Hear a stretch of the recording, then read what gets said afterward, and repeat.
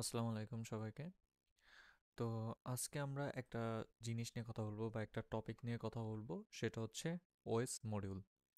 তো ওএস হচ্ছে এমন একটা জিনিস বা এমন একটা মডিউল, এই মডিউলটার সাহায্যে আমরা সিস্টেমের বিভিন্ন ধরনের ফোল্ডার বা ফাইল রিলেটেড অপারেশন পরিচালনা করে থাকি। তো ফোল্ডার বা ফাইল রিলেটেড এই কারণে বললাম যে ধরেন আমাদের কাছে এখানে আপাতত এই ২টা ফাইল আছে, হ্যাঁ? ওএস মডিউলের ভিতর আমি পাইথন ওএস মডিউলের ভিতর আছি। তো এর ভিতরে এই ২টা ফাইল আছে। এখন এই ফাইল ২টা নিয়ে আমি যত ধরনের অপারেশন পরিচালনা করব বা এই সিস্টেম নিয়ে আমি যত ধরনের অপারেশন পরিচালনা করব, এই সব কিছুই ওএস মডিউলের আন্ডারে চলে যায়। তো আমরা এর আগে ফাইল ইনপুট আউটপুট দেখছি, এখন হচ্ছে ওএস মডিউল দেখব। ফাইল ইনপুট আউটপুটও যেমন ইম্পর্টেন্ট, তেমনি ওএস মডিউলও পাইথনের জন্য অনেক ইম্পর্টেন্ট। এই ওএস মডিউল দিয়ে শুধুমাত্র এই উইন্ডোজের ফাইল ইনপুট আউটপুট না, বরংস লিনাক্সের বিভিন্ন ধরনের অপারেশন পরিচালনা করা হয়। হ্যাঁ, বিশেষ করে লিনাক্সের ইথিক্যাল হ্যাকিংয়ের যে টুলসগুলো, সেই টুলসগুলো কিন্তু অনেক ক্ষেত্রেই এই ওএস মডিউল দ্বারা আপনার তৈরি করা হয়, অনেক ক্ষেত্রেই ওএস মডিউল ব্যবহার করা হয়। তো সেই জিনিসগুলো আমরা দেখব। হ্যাঁ, তার আগে আমরা একটু ওএস মডিউলের একটু সামান্য একটু জিনিসপত্র মানে হালকা বেসিক কিছু জিনিস দেখে নিই। তো দেখেন আমরা এখানে ইম্পোর্ট ওএস করছি। এখন ওএস এর ভিতর আমরা বললাম যে ফাইল নিয়ে আমরা কাজ করতে পারবো, তাই তো? তাহলে এখন ধরেন আমি প্রিন্ট করলাম OS dot current working directory. তো আমি বলতে পারি গেট সিডাব্লিউডি।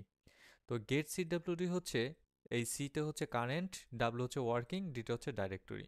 সো এ আমাকে যেটা করবে যে আমি যেই ফোল্ডারে কাজ করতেছি এখন সেই ফোল্ডার দেখাবে। দেখেন আমি সিতে আছি, ইউজারে আছি, ডেস্কটপের মধ্যে পাইথন নামে একটা ফোল্ডারে আছি, তার ভিতর ওএস মডিউলে আছি। তো সে কিন্তু সেটা আমাকে দেখাইছে। তো আমি যদি আমার ফোল্ডারটা দেখাই, এটাকে আমি কেটে দিই, ফোল্ডারটা দেখাই, দেখেন আমি কিন্তু এখন এই পাইথনের ভিতর যেই ওএস মডিউলটা এর ভিতরই আছি। ওএস মডিউলের ভিতরে আছি, C user desktop OS module. তো এর ভিতর কিন্তু কারেন্ট ডাইরেক্টরিতে এর ভিতর আমি আছি।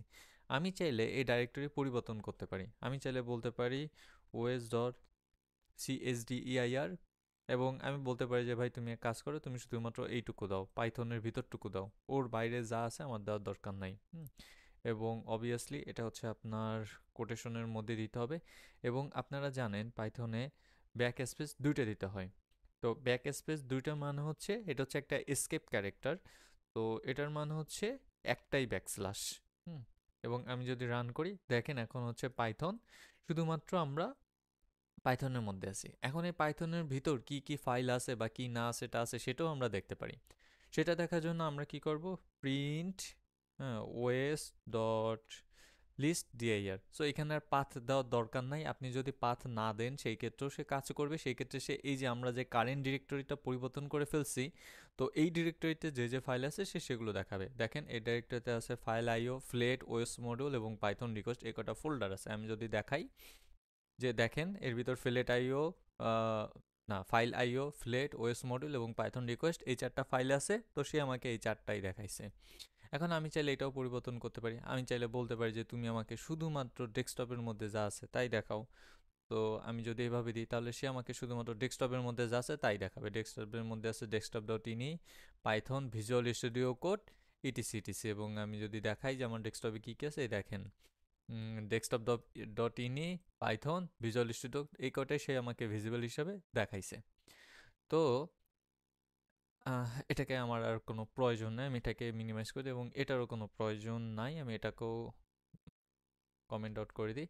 এবং এখন দেখেন সে কিন্তু আমাকে আইডিয়া আর মেইন ডট পাই দেখাইছে, যেটা হচ্ছে আমার মেইন ফোল্ডারে ছিল, অর্থাৎ ওএস মডিউলের ভিতর মেইন ডট পাই এর ভিতর আইডিয়া ছিল এবং মেইন ডট পাই ছিল। তো এখানে চাইলে আমি নতুন ডাইরেক্টরি তৈরি করতে পারি। নতুন ডাইরেক্টরি তৈরি করার দুইটা সিস্টেম আছে।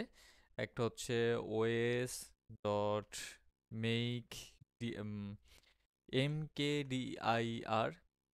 হুম সো এমকেডিআইআর এর কাজ হচ্ছে ডাইরেক্টরি তৈরি করা। এর ভিতর চাইলে আমি বলতে পারি যে সাপোজ আমি এখানে মেইন ডট পাই লিখছি, আমি এখানে ওএস, জাস্ট ওএস নামে একটা ফোল্ডার তৈরি করব। সো আমি যদি এটা বলি এবং রান করি, এখন দেখেন ওএস নামে একটা ফোল্ডার অলরেডি তৈরি হয়ে গেছে। এবং আমি যদি এখানে দেখাই, দেখেন ওএস নামে একটা ফোল্ডার তৈরি হয়ে গেছে।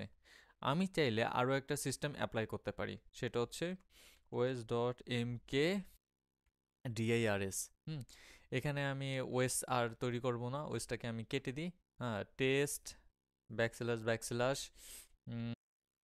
Cyber backslash cyber 24 BD. So এই মেক ডাইরেক্টরি আর মেক ডাইরেক্টরিজ এই দুটার ভিতর মেইন পার্থক্য হলো এমকেডিআইআর, এটা কিন্তু সংক্ষেপে এমকেডিআইআর, এটার ফুল মিনিং হচ্ছে মেক ডাইরেক্টরি। সো মেক ডাইরেক্টরিতে আপনি একটা তৈরি করতে পারবেন, যদিও বা পাইথন 3.0 3.10 পর খুব সম্ভবত একটা আপডেটে এটা ফিক্স করে দেওয়া হয়েছে, কিন্তু আগের ভার্সনগুলোতে আপনি একটাই ফোল্ডার তৈরি করতে পারতেন। সো এখন চাইলে আপনি এখানেও মাল্টিপল ফোল্ডার তৈরি করতে পারবেন, যেমন ওয়েস ডট আকাশ, এইভাবে আপনি তৈরি করতে পারবেন, কিন্তু এটা রিকমেন্ডেড না। যদি মাল্টিপল ডিরেক্টরি তৈরি করতে চান তাহলে মেক ডাইরেক্টরি সেটা ব্যবহার করবেন। এখানে আপনি মাল্টিপল ডাইরেক্টরি তৈরি করতে পারবেন। সো আমি যদি রান করি, দেখেন এখানে আমাদের টেস্ট চলে আসছে, এবং আমি যদি লিস্ট ডাইরেক্টরি এর ভিতর টেস্টের মধ্যে যাই, টিএসটি, তো টেস্টের মধ্যে গেলাম। সো কি হলো, আচ্ছা ঠিক আছে, এটা বাদ দিই। তো আমাকে ফুল পাথ দিতে হবে। ও আচ্ছা আচ্ছা, সো আমাদের হচ্ছে এইগুলো তো তৈরি হয়ে গেছে তাই না, তো এই জন্য হচ্ছে ইরর আসছে। সো যেই জিনিসগুলো তৈরি হয়ে গেছে সেই জিনিসগুলোর জন্য ইরর আসছে। সো এখন আমি চাইলে টেস্টের ভিতর যেতে পারবো। তো এখন আমি যদি রান করি, দেখেন টেস্টের ভিতর সাইবার আছে। সো আমি যদি সাইবারের ভিতর যাই, তাহলে সাইবারের ভিতর কি ছিল, সাইবার 24 বিডি। তো সাইবার 24 বিডি, হ্যাঁ সাইবার 24 বিডির ভিতর কিছুই নেই, সুতরাং এখানে কিছুই আসবে না। আমি যদি আরও ভিজুয়াল দেখাই, দেখেন টেস্টের ভিতর সাইবারের ভিতর সাইবার 24 বিডি। অ্যাগেন ওএসের ভিতর আমরা দুইটা তৈরি করছিলাম, মনে আছে, ওএসের ভিতর আকাশ, সো আকাশ এটাও তৈরি হয়ে গেছে। তো রিকমেন্ডেড হচ্ছে মেক ডাইরেক্টরিজ এইভাবে করবেন। ঠিক তেমনি মেক ডাইরেক্টরিজের মতোই আরেকটা আছে রিমুভ ডাইরেক্টরিজ। একটা হচ্ছে আর এম ডিএআর, আর একটা হচ্ছে R M D remove directories. আমি যদি দেখাই, OS dot R M DIR, so এইখানে আমি একটা ডিলেট করতে পারবো, দুইটা ডিলেট করতে পারবো না। সো ওএসের ভিতর থেকে আমি আকাশটাকে রিমুভ করে দিই। হ্যাঁ আকাশটাকে আমি রিমুভ করে দিলাম। এখন চাইলে আমি ওএসটাকে এখান থেকে ডিলেট করতে পারবো, ওএস। সো আমি আমি এক কাজ করি, আমি তো আপনাদেরকে আগে রান করে দেখাই যে ওএস এখানে আছে। তো লিস্ট ডাইরেক্টরিতে দেখেন ওএস এখানে আছে। এখন আমি এটাকে কমেন্ট ডট থেকে রিমুভ করে দেব, এবং আমি যদি এখন এটাকে রান করি, দেখেন ওএস চলে গেছে। অর্থাৎ ওএস ডাইরেক্টরি আর এখানে নাই। সো এখন আমি রিমুভ ডাইরেক্টরিজ ব্যবহার করতে পারি। আমি যদি এরকম বলি ওএস ডট রিমুভ ডাইরেক্টরিজ, এই ক্ষেত্রে আমি টেস্টটাকে ডিলিট করব। শুধু টেস্টটাকে যদি আমি লিখি টিএসটি, তাহলে এটা ডিলিট হবে না। হ্যাঁ এটাকে আমাদের কাছে একটা ইরর আসবে, কেননা টেস্ট এখানে একা না, টেস্টের ভিতর আরও অনেক কিছু আছে, যেমন this directory is not empty, test হচ্ছে এমটি না, টেস্টের ভিতর আরও ডাইরেক্টরিজ আছে। সো আমরা যদি দেখি টেস্টের ভিতর আছে সাইবার, সো আমি বললাম যে তুমি সাইবারকেও ডিলিট করবে, এবং সাইবারের ভিতর কি আছে, সাইবার 24 বিডি, সাইবার 24 বিডি, তো সব কিছুকে ডিলিট করে আমি যদি রান করি, দেখেন এখন এখানে টেস্টও চলে গেছে। তো এইভাবে করে আমরা দুইটা কাজই করতে পারি। একটা হচ্ছে রিমুভ ডাইরেক্ট, শুধুমাত্র একটা ফোল্ডার ডিলিট করবে, এবং রিমুভ ডাইরেক্টরিজ এর ভিতরে আপনি যতগুলো ফোল্ডার আছে সেই ফোল্ডার ফাইল সহ ডিলিট করতে পারবেন। হ্যাঁ এটা একদম ইজি। তো এছাড়া আর কি আছে, আমরা চাইলে একটা ফাইলকে রিনেম করতে পারি, এবং তার ডাটাগুলো দেখতে পারি, তার স্ট্যাটাস দেখতে পারি, এইসব কিছু আমরা দেখতে পারি।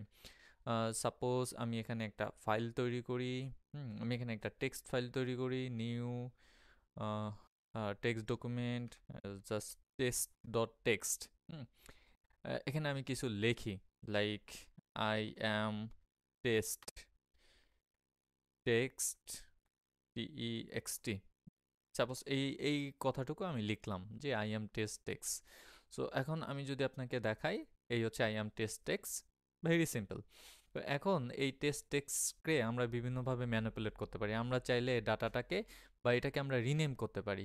রিনেম করার জন্য আমরা সাধারণত ওএস ডট রিনেম মডিউলটা ব্যবহার করে থাকি। তাহলে ওএস ডট রিনেম, এখানে হচ্ছে আমরা রিনেম করতে পারবো। কি রিনেম করব, টেস্ট ডট টিএক্সি, কিসে রিনেম করব, যেই নামটাতে আমরা রিনেম করব সেটা এখানে দেবো। তো আমরা জাস্ট রিনেমই দিয়ে দিই, রিনেম ডট টিএক্সটি। এটা হচ্ছে সোর্স, এটা হচ্ছে ডেস্টিনেশন। এখন যদি আমরা রান করি, দেখেন টেক্সট আর নাই, এটা হচ্ছে রিনেম ডট টেক্সট হয়ে গেছে, এবং এখান থেকেও টেক্সটটা চলে গেছে। আমি যদি এখানেও দেখাই, এখানেও দেখেন টেক্সট নাই, শুধু রিনেম ডট টেক্সটই। এবং আমি যদি দেখাই রিনেম ডট টেক্সটের ভিতরে আমরা যে কন্টেন্ট লিখছিলাম সেটাও অক্ষত অবস্থায় আছে, সেটাও শেষ হয়নি বা ডিলেট হয়নি। তো এখন এই রিনেম ডট টিএক্সটি আমরা ডিটেলস দেখতে পারি, এ কখন তৈরি হয়েছে, কিভাবে তৈরি হয়েছে, হ্যাঁ, কি কি কাজ করে সব কিছু আমরা দেখতে পারি। সেটার জন্য আমরা জাস্ট এভাবে বলতে পারি প্রিন্ট ওএস ডট এসটিএটি স্টার্ট, এর ভিতর রিনেম ডট টিএক্সটি, এবং আমরা যদি রান করি তাহলে দেখেন এখানে বিভিন্ন ধরনের রেজাল্ট ডাটা টাটা, হ্যাঁ, সব কিছু দিছে যেগুলো আমাদের বোধগম্যের বাইরে। হ্যাঁ, সব কিছু দিছে এবং এগুলো আপনি একটু নেট থেকে দেখে নেবেন যে এই জিনিসগুলো কিভাবে কাজ করে। তো আমি ২টা ৩টা জিনিস আমি আপনাদেরকে বলতে পারি যেগুলো প্রায় সময় কাজে লাগে, এবং সেটা হচ্ছে সাইজ। এর সাইজ কতটুকু? খুব সম্ভবত 15 বাইট। হ্যাঁ, এর সাইজ কতটুকু সেটা, এবং এর time, modifying time, creating time, দুটোই আছে। মডিফাইং টাইম আছে, ক্রিয়েটিং টাইমও আছে। তো সাপোজ আমি মডিফাইং টাইমটাকে স্পেশালি দেখতে চাই, আমি আর কোনো কিছু এখানে যা যা আছে আমি আর কোনো কিছু দেখতে চাই না, জাস্ট মডিফাইং টাইমটা দেখতে চাই। তাহলে আমি এখানে কি করব, রিনেমের পর ডট, হুম ওটাকে আমি পেস্ট করে দেবো এসটিএম টাইম, অর্থাৎ শুধু আমি মডিফাইং টাইম দেখতে চাই। এখন এই মডিফাইং টাইম হচ্ছে আমাদের বোধগম্যের বাইরে। তো এটাকে যদি বোধগম্যের মধ্যে নিয়ে আসতে হয় তাহলে ইম্পোর্ট করতে হবে ডেট টাইম, সরি ফ্রম, আচ্ছা, from date time import date time. তো এটাকে ইম্পোর্ট করে ডেট টাইমটাকে আমরা ইম্পোর্ট করে, ডেট টাইম মানে তো বুঝতেই পারতেছেন, হ্যাঁ, দিন এবং তারিখ দেখাবে। সো এটার উপর বেস করে আমরা এই এম টাইমের ভ্যালুটাকে আমরা নিজেরা নিজেদের মতো করে দেখতে পারি। তো আমরা এটাকে আগে ভ্যারিয়েবলের ভিতরে একটা সেভ করি, like time is equal to, এখন আমরা এটাকে প্রিন্ট করতে পারি print date time dot F format time stamp, এর ভিতরে আমরা টাইমটাকে পাস করে দেব। এবং আমরা যদি রান করি তাহলে দেখেন 2023-12-28 আজকে তারিখ 10টা 29:02 এবং সেকেন্ড সব কিছু দেখাইছে। অর্থাৎ 2 মিনিট হয়েছে এটাকে start start time, modifying time, এটাকে মডিফাই করা হয়েছে। তো এইভাবে করে আপনারা, এটা হচ্ছিল একটা বেসিক ওএস মডিউলের ধারণা। তো এরপরে হচ্ছে আমরা ওএস মডিউল সম্পর্কে আরও ডিটেলসে জানবো, আরও অনেক কিছু জানবো, এবং ওএস মডিউল দিয়ে কীভাবে কাজ করতে হয় এই সমস্ত ডিটেলস আমরা জানবো। আজকে পর্যন্তই, আল্লাহ হাফেজ।